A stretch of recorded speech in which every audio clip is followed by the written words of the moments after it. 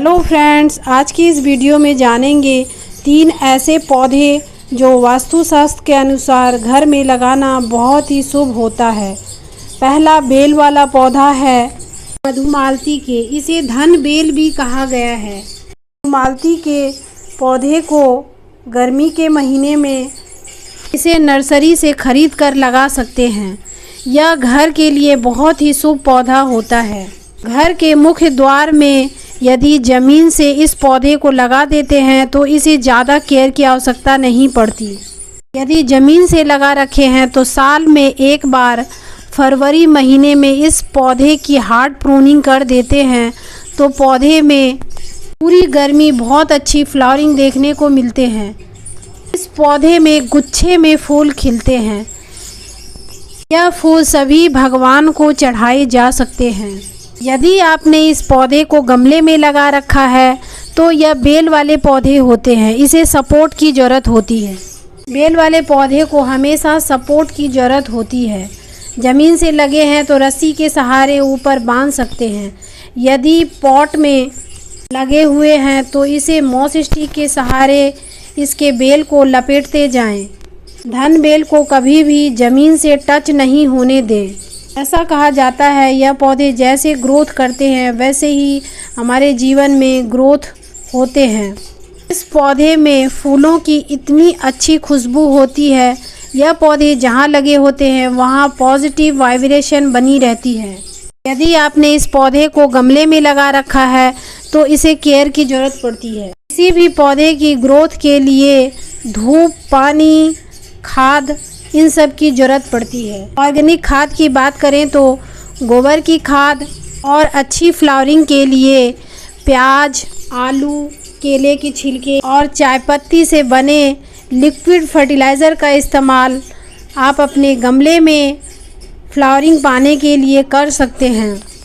घर के मुख्य द्वार के साइड में यदि थोड़ी भी जगह हो तो इस पौधे को ज़रूर लगाएं। ज़मीन से यदि लगा देते हैं तो इसे ज़्यादा केयर की आवश्यकता नहीं पड़ती। दूसरा धन बेल मनी प्लांट। इस पौधे को भी अपने घर में ज़रूर लगाएं। मनी प्लांट को भी धन बेल कहा गया है। मनी प्लांट के पौधे भी एक बेल वाले पौधे होते हैं। जैसे जैसे इसकी बेल की बढ़त होती है वैसे ही इसे मॉस स्टिक में लपेटते जाएं। यदि आपने गमले में लगा रखा है तो मॉस स्टिक के सहारे इस पौधे को लगाएं। यदि ज़मीन में लगा रखा है तो रस्सी के सहारे ऊपर बांध दें। कभी भी इसके बेल को नीचे गिरने ना दें। मनी प्लांट की पत्तियां ही इसकी खूबसूरती होती है। इसकी पत्तियां कभी पीली ना हो इसके लिए नाइट्रोजन युक्त खाद देते रहें। 1 चम्मच चाय की पत्ती पानी में भिगोकर इस पौधे की जड़ में डाल दें जिससे पौधे की पत्तियां काफ़ी ग्रीन रहेगी। इसके अलावा ऑर्गेनिक खाद में गोबर की खाद भी इस मनी प्लांट के पौधे के लिए बहुत ही बेस्ट होते हैं। मनी प्लांट के पौधे को बहुत ज़्यादा पानी की आवश्यकता नहीं होती। इसे बहुत तेज़ धूप से बचा कर रखें। तेज़ धूप से इसकी पत्तियां खराब हो जाती है। पार्शियल सनलाइट में यह पौधे बहुत अच्छे चलते हैं।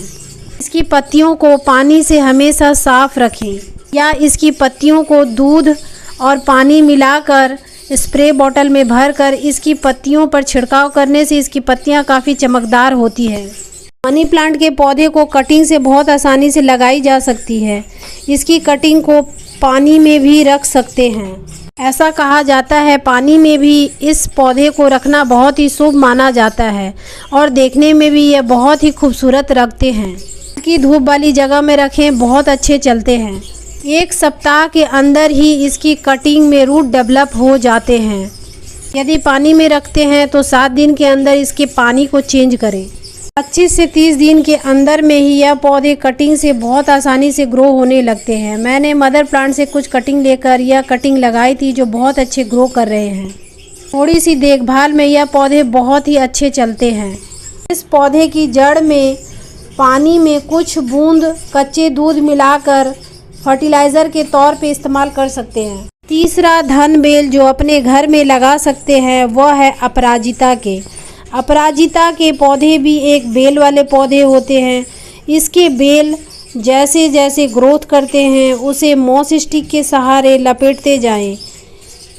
केयर की बात करें तो इस पौधे को धूप वाली जगह में रखें। फर्टिलाइज़र की बात करें तो इसमें सॉलिड और ऑर्गेनिक खाद की बात करें तो गोबर की खाद या तो चाय पत्ती इसके लिए बहुत ही बेस्ट रहते हैं।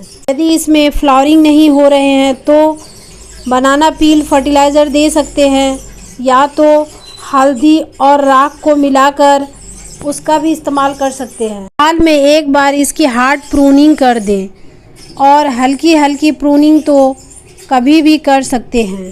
प्रूनिंग करने से पौधे में ढेर सारे ब्रांचेस होते हैं और नए ब्रांचेस में ही फूल खिलते हैं।